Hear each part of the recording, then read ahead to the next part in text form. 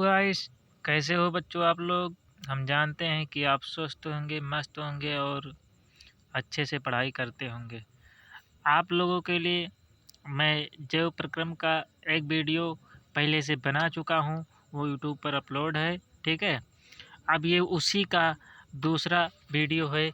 वो वीडियो लंबा था, इसलिए मैंने छोटे छोटे दो में बनाया है। ठीक है, तो आप आइए देखते हैं। उसका पहले का अगर वीडियो आपको देखना होगा तो पहले जा कर के देख लीजिएगा। ये दूसरा वीडियो है, ठीक, जिसमें आपको हम दिखाते हैं क्या मिलता है। ठीक, आगे चलते हैं, हम लोग पढ़ते हैं। ठीक, श्वसन क्या है? श्वसन श्वसन क्या होता है, कैसे काम करता है हमारे शरीर में, इसका क्या काम होता है, इसके बारे में आज हम जानने की पूरी डिटेल से कोशिश करेंगे। ठीक है बच्चों, आप लोग ध्यान से पढ़िए और अपना मन और मस्तिष्क सतर्क, एकदम मतलब कहने का मतलब है कि एकदम स्ट्रांग रखिए कि जो भी अगर आपको पढ़ना है वो आपके दिमाग में घुसे। ये नहीं कि अगर आप पढ़ रहे हैं तो आपका दिमाग कहीं हल्के है और आप बैठे पढ़े हुए हैं मोबाइल के पास और दिमाग चल रहा है कहीं और वो कॉपी पेन लेकर के बैठिए, जिससे कि आपको जो इसमें जो नोट्स बनाना हो आप इसमें से बना सकते हैं। ठीक है, तो आइए हम लोग चलते हैं। श्वसन पोषण प्रक्रम क्या है? पोषण प्रक्रम के दौरान ग्रहण की गई खाद्य सामग्री का उपयोग कोशिकाओं में होता है। किस में होता है? जो की गई है खाद्य सामग्री का ग्रहण वो किस में होती है? कोशिकाओं में होती है। ठीक है, जिससे विभिन्न जैव प्रक्रमों के लिए ऊर्जा प्राप्त होती है।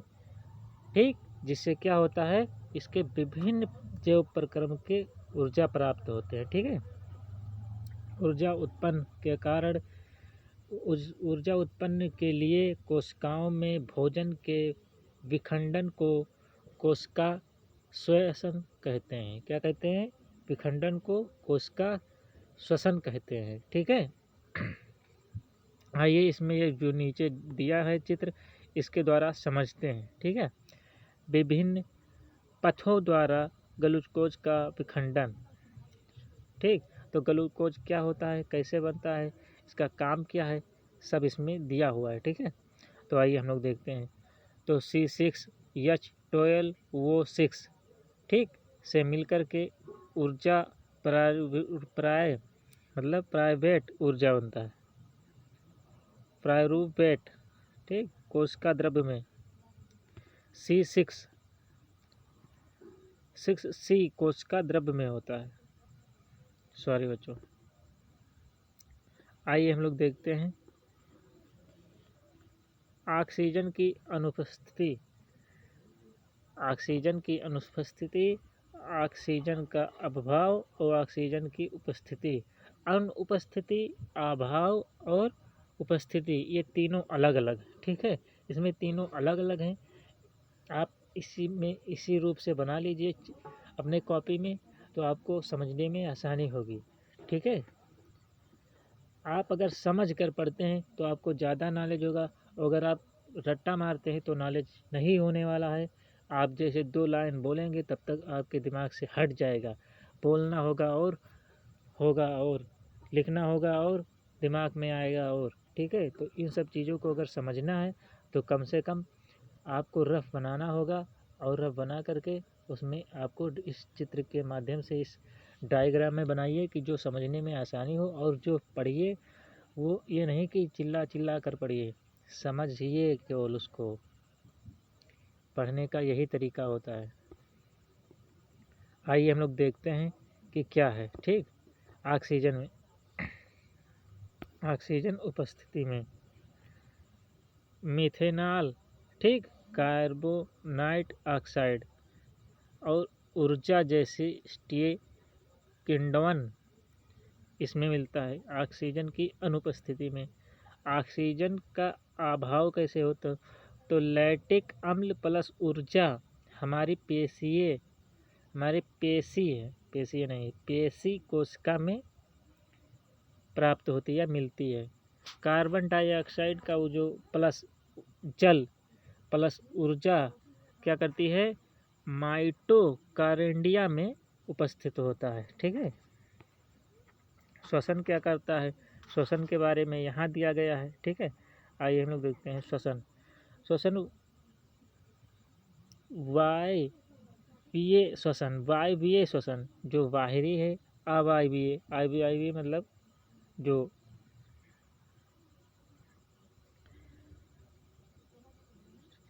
ऑक्सीजन की उपस्थिति में होता है। अवायवीय जो श्वसन क्या है, इसके बारे में हम लोग चर्चा करते हैं, जो इसमें दिया हुआ है। उसके बाद में दूसरा हम चर्चा करते हैं श्वसन के लिए। तो पहला जो है वो क्या है, ऑक्सीजन की उपस्थिति में होता है। क्या होता है, ग्लूकोज का पूर्ण अपचयन होता है, यही होता है जो वायवीय श्वसन है। ठीक। कार्बन डाइऑक्साइड पानी और ऊर्जा मुक्त होती है। क्या होती है, कार्बन डाइऑक्साइड पानी और ऊर्जा मुक्त होती है। यह कोश का द्रव व माइटोकॉन्ड्रिया में होता है। ठीक है। अधिक ऊर्जा उत्पन्न होती है। ठीक, कितना होती है, 36 एटीपी। उदाहरण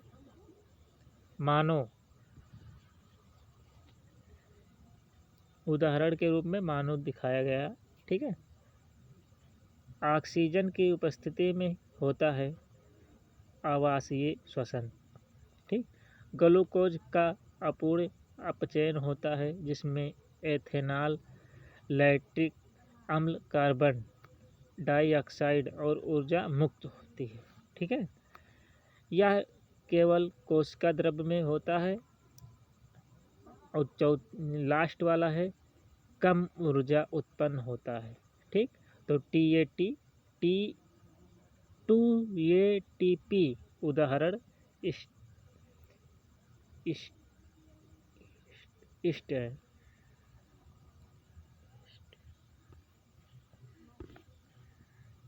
मानव श्वसन तंत्र, इसमें देखते हैं क्या है,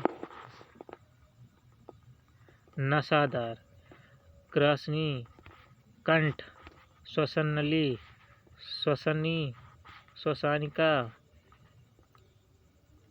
ठीक। फुफ्फुस, फेफड़े। ठीक। कोशिका, कोशिका, रुधिर वाहिकाएं। ठीक, इसमें यह दर्शाया गया है। वही चीज़ जो आपको यहाँ पर जो लाइन से दिया गया है वही इसमें दर्शाया गया है। ठीक है। आइए हम लोग देखते हैं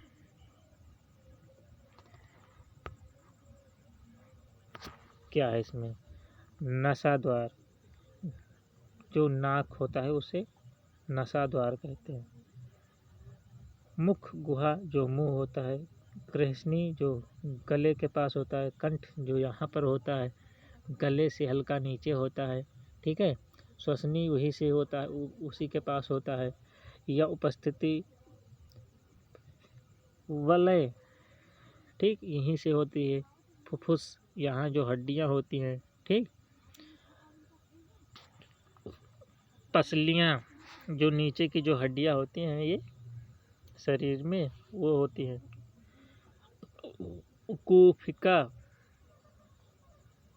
कोपिका, श्वसनिकाएं, ये जो मांसपेशियों के अंदर होती हैं ना, वो होती है। श्वसनी, श्वसनिका और कोपिका, कोशिका, ये सब होते हैं। ये सब खासकर आते नहीं हैं, वैसे अगर आते भी हैं तो 1-2 नंबर में पूछ लिया जाता है। ठीक है, बड़ा नहीं आता ये। इसको आप देख लीजिए डायग्राम में, जो आपको याद रहेगा। मानव श्वसन क्रिया, मानव श्वसन क्रिया में क्या है, आइए हम लोग देखते हैं। मानव श्वसन क्रिया, अंत श्वसन और उच्च श्वसन। उच्च वसन है, श्वसन है बच्चों।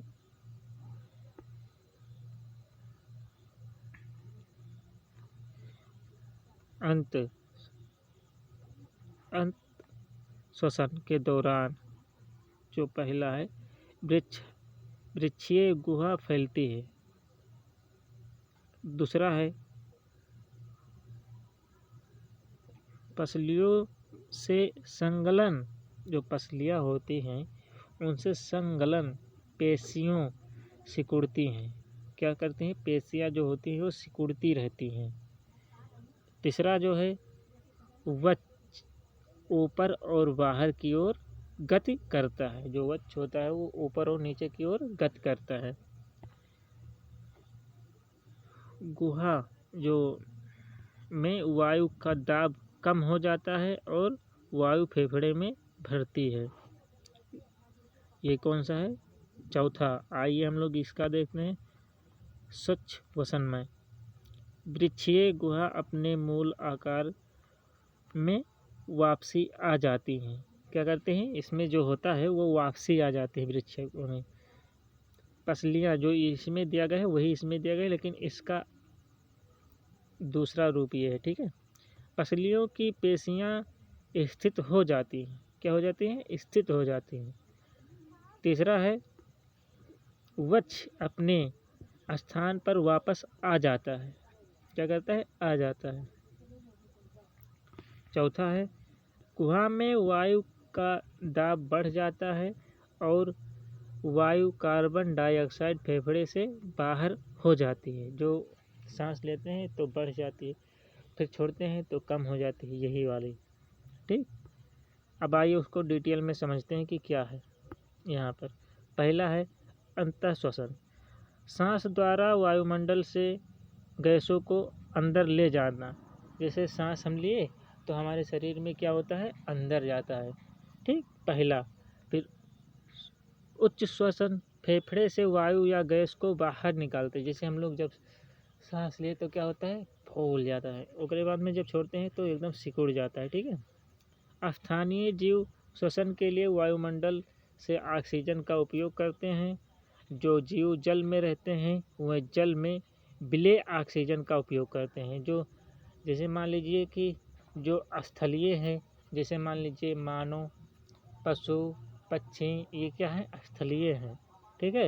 ये क्या करते हैं? वायुमंडल से ऑक्सीजन को उपयोग करते हैं।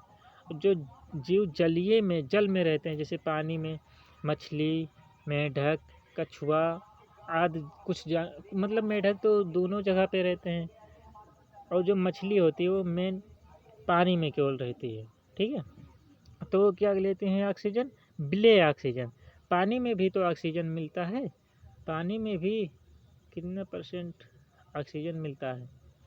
पानी में जो ऑक्सीजन होता है उसका उपयोग करते हैं। ठीक है। कोशिका, कोशिका रक्त व ऊतकों के बीच गैसों का आदान प्रदान। ठीक है। ये हाइडिंग है, इसके नीचे से आप हाइडिंग डाल करके बना लीजिए। वायु O2 से समृद्ध कोशिका, ठीक, क्या करते हैं? रक्त वाहिका। ठीक। O2 RBC में, RBC मतलब होता है ह्यूमन ग्लोबिन। ह्यूमन ग्लोबिन का मतलब होता है जो हमारे शरीर में रक्त होते हैं उनको कहते हैं। ठीक है। के साथ मिलकर HbO2 बनाते हैं। क्या बनाते हैं? HbO2 बनाते हैं। ठीक है। इसके साथ क्या करती हैं?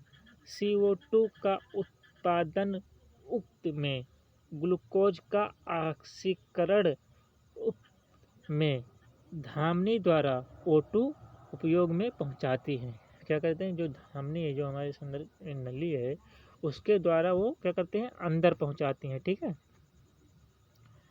फिर दूसरा क्या है?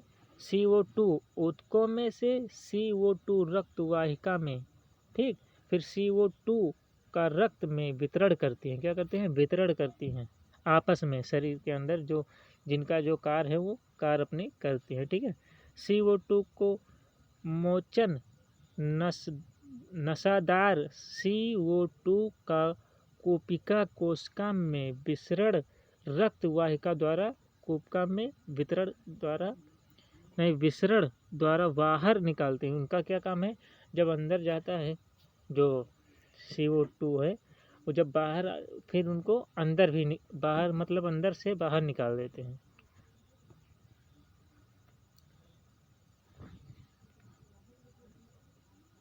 स्वाहन, स्वाहन ये क्या है? स्वाहन मनुष्य में भोजन, ऑक्सीजन व अन्य आवश्यक पदार्थों की निरंतर आपूर्ति करने वाला तंत्र स्वाहन तंत्र कहलाता है।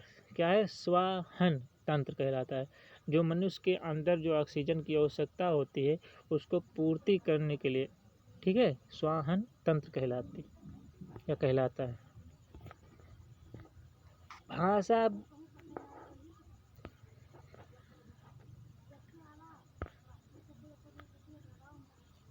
मानव स्वाहन तंत्र के मुख्य अवयवों हम प्रकार हैं। मानव स्वाहन तंत्र के मुख्य अवयव इस प्रकार है, जो हृदय, रक्त नलिकाएं, धमनी, सिरा, वाहन मध्य, रक्त व सालिका। जो पहला क्या है? हृदय है। दूसरा क्या है? रक्त नालिकाएं, धमनी व सिरा, ठीक। फिर तीसरा है वाहन माध्यम, रक्त व लासिका। ये तीनों के बारे में आज हम लोग फिर से जान लेंगे। आप इसका नोट्स बना लीजिएगा अगर तो आपको समझ में आएगा। अगर आप नोट्स नहीं बनाते हैं तो आपको समझ में नहीं आएगा। ये मैं बार बार कह रहा हूँ, नोट्स बनाना जरूरी है। रक्त, रक्त क्या होता है? ठोस अवयव होता है या द्रव्य अवयव होता है। तो जो ठोस द्रव्य अवयव जो होता है वो रुधिर कणिकाएं, और दूसरा जो होता है प्लाज्मा। तो पहले हम देखते हैं प्लाज्मा से। तो पीले रंग का तरल पदार्थ जिसमें 90% जल होता है तथा शेष अवयव जैविक प्लाज्मा, प्रोटीन जैसे एल्युमिनियम, ग्लोबुलिन, अजैविक खनिज तत्व होता है। इन सब चीज़ों को मिला करके बनाते हैं, ठीक है। और जो दूसरा होता है, पहला होता है, इसमें क्या होता है? रुधिर कणिकाएं में इसमें 3 स्टेज इसमें भी बांट दिया गया है। पहला में लाल रक्त होते हैं, दूसरे में श्वेत रक्त होते हैं, तीसरे में रक्त होते हैं। तो हम लोग तीनों को देखते हैं, ठीक है। तो कणिकाएं कणिकाएं प्लेटलेट कहते हैं। क्या कहते हैं? जो कण से बनते हैं उनको कणिकाएं एवं प्लेटलेट खून को ही कहते हैं। जो ब्लड सर्कुलेशन होता है उसे ही कहते हैं। CO2 का वाहन शरीर को रक्त का है, ठीक। हीमोग्लोबिन HB रोग मुक्त थक्का है, ठीक है। रक्त को लाल करने में, बहने में रंग देता है और सहायक है, ठीक है। रक्त वाहिका क्या है? तो रक्त वाहिका के बारे में हम लोग देखते हैं। रक्त वाहिका, धमनी, सिरा। तो पहले हम लोग धमनी की ओर देखते हैं, फिर सिरा की ओर देखते हैं। दोनों को एक साथ देखते हैं, ठीक, तब ज़्यादा समझ में आता है। आइए हम लोग देखते हैं धमनी और सिरा। ऑक्सीकृत रुधिर को हृदय से शरीर के विभिन्न अंगों तक ले जाती है। अपवाद फुफ्फुस, धमनी, ठीक। फिर इसी को दूसरा जो इसमें दिया गया है, सिराएं विभिन्न अंगों के ऑक्सीकृत रुधिर एकत्रित करके वापस हृदय में लाती है। अपवाद फुफ्फुस, सिरा। दूसरा क्या है? धमनी के भित्ति मोटी व अधिक लचीली होती है। क्या होती है? अधिक लचीली होती है। यही में सिरा की भित्ति कम मोटी व कम लचीली होती है। जो सिरा होती है ये जो कम मोटी और कम लचीली होती है। वलय नहीं होते हैं, वलय होते हैं। इसमें वलय नहीं होते हैं धमनी में, इसमें वलय होते हैं सिरा में, ठीक है। ये सतही नहीं होती है, इनको नीचे पाई जाती है। ठीक, डिस्क्रिप्टिव में ये सतही होती हैं।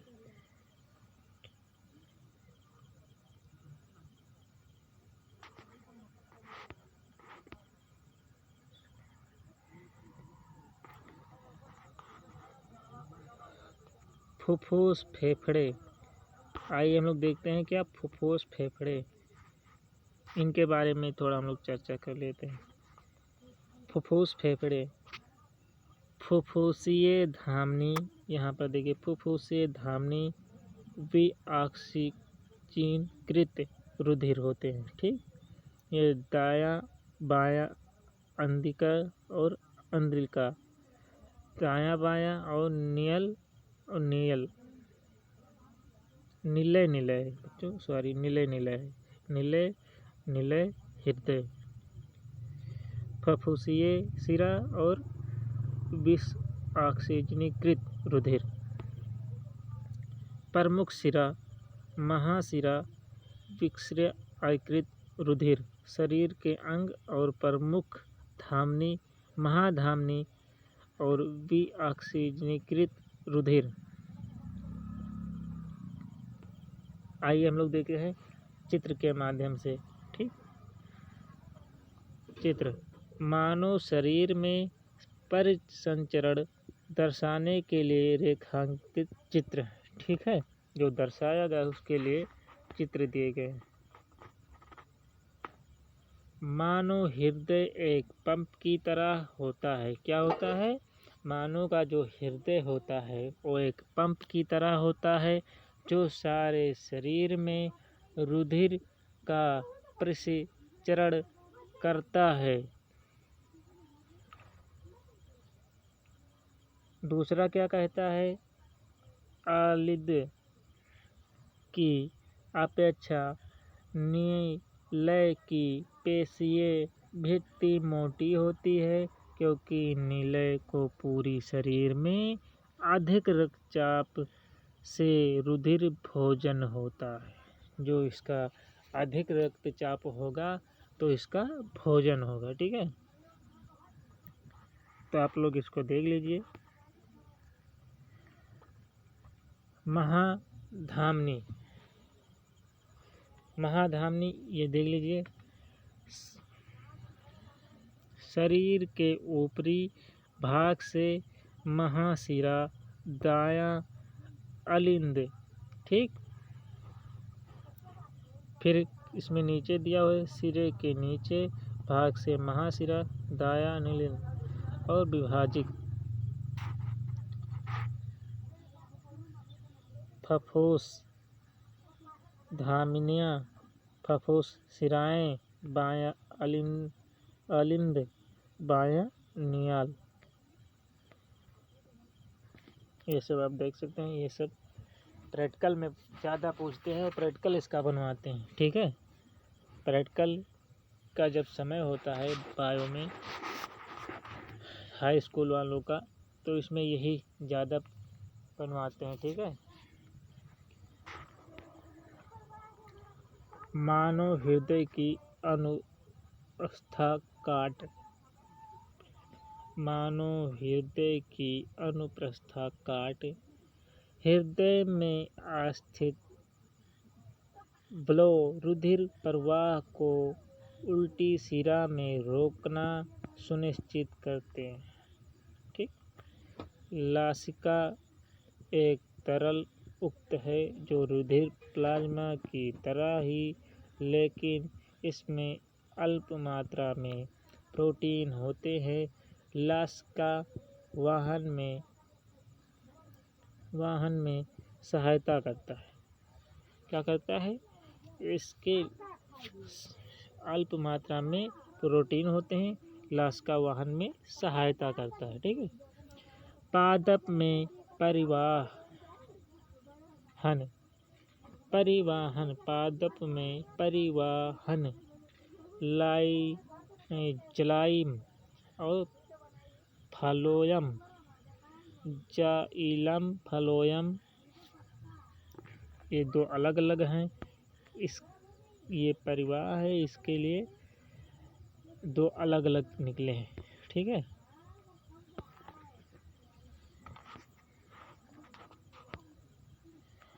फिर अब इसके बारे में विस्तार से हम लोग पढ़ते हैं। अब समझ में आएगा। उस चित्र में उतना आप लोगों को समझ में नहीं आया होगा। क्यों नहीं आएगा? वो तो जो वही बात दोबारा इधर उधर पूछ रहा है ना, इसलिए आप लोगों को समझ में नहीं आया होगा। इसीलिए कहते हैं अगर आप चित्र बना लोगे तो आपको ज़्यादा समझ में आएगा। ठीक है, बहुत बेटर रहेगा।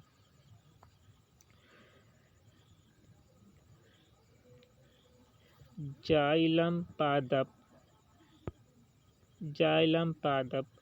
तंत्र का एक आवासय है जो मृदा से प्राप्त जल और खनिज लवणों का वाहक करता है, जबकि फ्लोएम पत्तियों द्वारा प्रकाश संश्लेषित उत्पादों को पौधे के अन्य भागों तक वाहन करता है। वाहन का मतलब जो ले जाता है, जो पत्तियों के द्वारा फूट तक ले जाता है। जड़ से निकलने वाले जो जल हैं उनको ले जाता है ऊपर तक के फलों तक पहुंचाता है, पत्तियों तक पहुंचाता है। ऊपर से केवल हमें प्रकाश संश्लेषण ही तो मिलता है। ठीक है, तो वही बात इसमें बता रहा है कि जड़ व मृदा के नीचे वाले में जड़ व मृदा के मध्य आयन सांद्रण में अंतर के चलने जल मृदा से जड़ों में प्रवेश कर जाता है। ठीक, तथा इसके साथ एक जल संभल निर्माण हो जाता है जो कि जल को लगातार ऊपर की ओर धकेलता है। यही दाब जल को ऊंचे वृक्ष के विभिन्न भाग तथा पहुंचाता है। क्या करता है? विभिन्न भागों तक पहुंचाता है। ठीक है, यही जल पादप के वायवीय भागों द्वारा, वायवीय मतलब बाहरी भागों द्वारा, वायवीय भागों द्वारा वाष्प के रूप में वातावरण में विलीन हो जाता है या प्रक्रमण वाष्प उत्सर्जन कहा जाता है। अब ये आपको समझ में आया होगा। जो वायवीय जो भाग है इसके द्वारा ये क्या करता है? वातावरण में फैल जाता है और यह क्या कहलाता है? वाष्प उत्सर्जन कहलाता है। जो पौधे हैं वो क्या करते हैं? उनके जो पत्तियों के द्वारा जड़ के रूट से अंदर से पानी ऊपर जाता है और ऊपर से प्रकाश संश्लेषण पड़ता है। पत्ती भी अपने ही तरह जो होते हैं कोमल हो जाते हैं गर्मियों के दिन में। आपने देखा होगा कि पत्तियों में जो होता है, जब गर्मी के दिन आती है तो पत्तियां जो बहुत से पौधे को पत्तियां झड़ जाती हैं और नई पत्तियां उग जाती हैं। वो पत्तियां ज़मीन सूखी रहती है लेकिन फिर भी वो ज़मीन से कई फीट नीचे से पानी को निकाल कर अपने पत्तियों तक पहुंचाते हैं। उन पत्तियों के द्वारा वाष्प उत्सर्जन होता है। ठीक है, इस प्रकार इस प्रक्रम द्वारा पौधों को निम्न रूप से सहायता मिलती है। क्या मिलती है? सहायता मिलती है। जल के अवशोषण एवं जड़ से पत्तियों तक जल तथा विलेय खनिज लवणों के उन ऊपरमुखी गति में सहायक करते हैं। ठीक, पौधे में ताप नियमन में सहायक होते हैं। पौधे में जो ताप होती है उसके लिए भी सहायक होते हैं। भोजन तथा दूसरे पदार्थों का स्थानांतरण पौधे में क्या करते हैं? भोजन तथा दूसरे पदार्थों का स्थानांतरण पौधे में। ये समझ लीजिए कि ये प्रश्न ही है, इसी तरीके से पूछ लेते। अब ये कहते हैं इसका विस्तृत रूप से लिखिए। ठीक, तो क्या है इसमें? आइए हम लोग देखते हैं। 3 टॉपिक है, तीनों में क्या क्या पॉइंट में बताया गया है। प्रकाश संश्लेषण के विलेय उत्पादों का वाहन स्थानांतरण कहलाता है, जो कि फ्लोएम ऊतक द्वारा होता है। क्या होता है? फ्लोएम ऊतक द्वारा होता है। स्थानांतरण पत्तियों के पौधे के शेष भाग से ऊपरमुखी तथा अधोमुखी दोनों दिशाओं में होता है। जो होता है अंदर और बाहर दोनों से होता है। ठीक है। फालोयम द्वारा स्थानांतरण ऊर्जा के प्रयोग से पूरा होता है। अतः सुक्रोज फ्लोएम ऊतक में एटीपी ऊर्जा से प्रसारण बल द्वारा स्थानांतरित होता है। ठीक है। इसलिए तेज तेज बोल रहे हैं आप लोग, थोड़ा इस वीडियो बहुत लंबी हो गई है इसलिए। ठीक है बच्चों। मानव में उत्सर्जन क्या है? मानव में उत्सर्जन वह जैव प्रक्रम जिसमें जीवों में अपचायी क्रियाओं में जनहित हानिकारक नाइट्रोजन युक्त पदार्थों का निष्करण होता है, उत्सर्जन कहलाता है। क्या कहलाता है? उत्सर्जन कहलाता है। एक कोश का जीव इस अपशिष्ट पदार्थ को शरीर से सतह से जल में विस्तृत कर देते हैं। क्या करते देते हैं? कोशिका के जीव जो अवशिष्ट पदार्थ को शरीर से जल से विस्तृत कर देते हैं। जो होता है कि अंदर से घुल मिलकर जो निकलते हैं उन्हें विस्तृत कर देते हैं। ठीक है।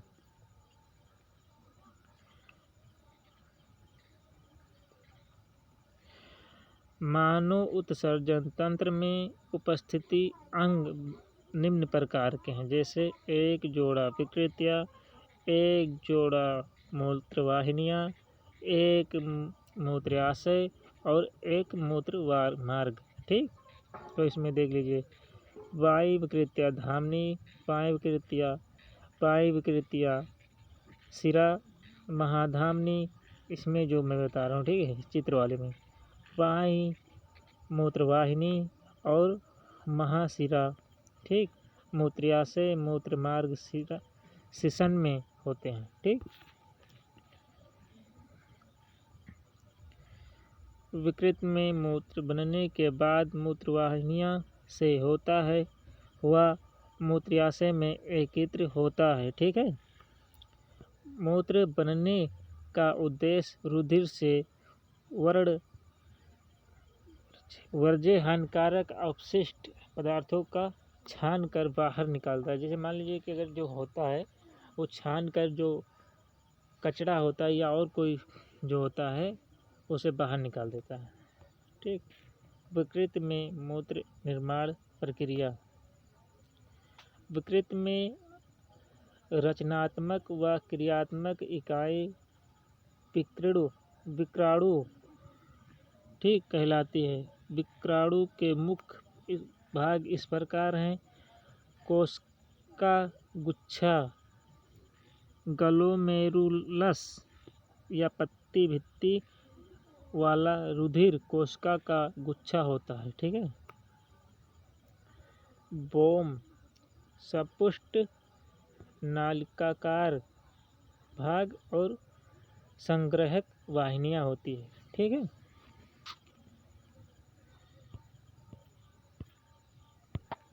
थोड़ा सा और बचा है, आधे घंटा का वीडियो और बनेगा भाई। तब तक के लिए आप लोग वेट करिए।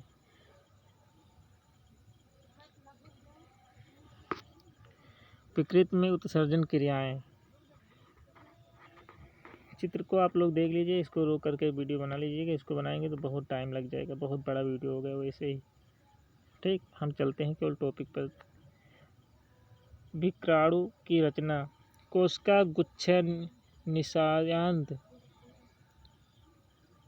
जब विकृति धामनी की शाखा विक्राणु में प्रवेश करती है तब जल, लवण, ग्लूकोज, अमीनो अम्ल व अन्य नाइट्रोजनी अपशिष्ट पदार्थ कोशिका गुच्छ से बाहर छनकर बोमान सपुट में आ जाते हैं। वर्णनात्मक पुनः अवशोषण। विक्राणु के नालिकाकार भाग में शरीर के लिए उपयोगी पदार्थ जैसे ग्लूकोज, अमीनो अम्ल, लवण व जल का पुनः अवशोषण होता है। ठीक। तीसरे में देखते हैं नालिका स्राव, यूरिन, अतिरिक्त जल व लवण जैसे ऑक्सीजन पदार्थ विक्रमण के नलिकाकार भाग के अंतिम सिरे से रह जाते हैं व मूत्र के निर्माण करते हैं व वहाँ से मूत्र संग्राहक वाहिनी व मूत्रवाहिनी से होता है। ठीक, वह मूत्राशय में अस्थायी रूप से संग्रहित करता है या संग्रहित रहता है। कुछ भी आप पढ़ सकते हैं, लेकिन रहता और करता ही हो, रहता अच्छा रहता है। तथा मूत्राशय के दाब द्वारा मूत्र मार्ग से बाहर निकलता है। आइए हम लोग देखें कृत्रिम विकृति।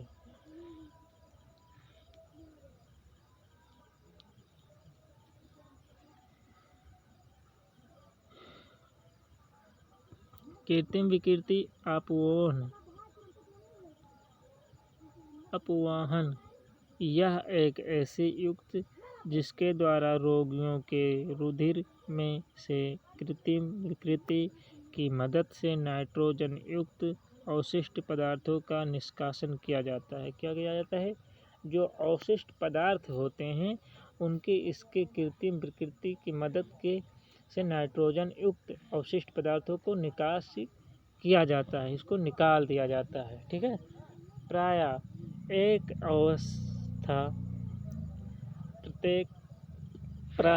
एक अवस्था वयस्क में प्रतिदिन 180 लीटर आरंभिक निस्सायंद विकृति में होता है, जिसमें से उत्सर्जित मूत्र का आयतन 1.2 लीटर है। शेष निस्सायंद विकृति नालिकाओं में पुनः अवशोषित हो जाता है।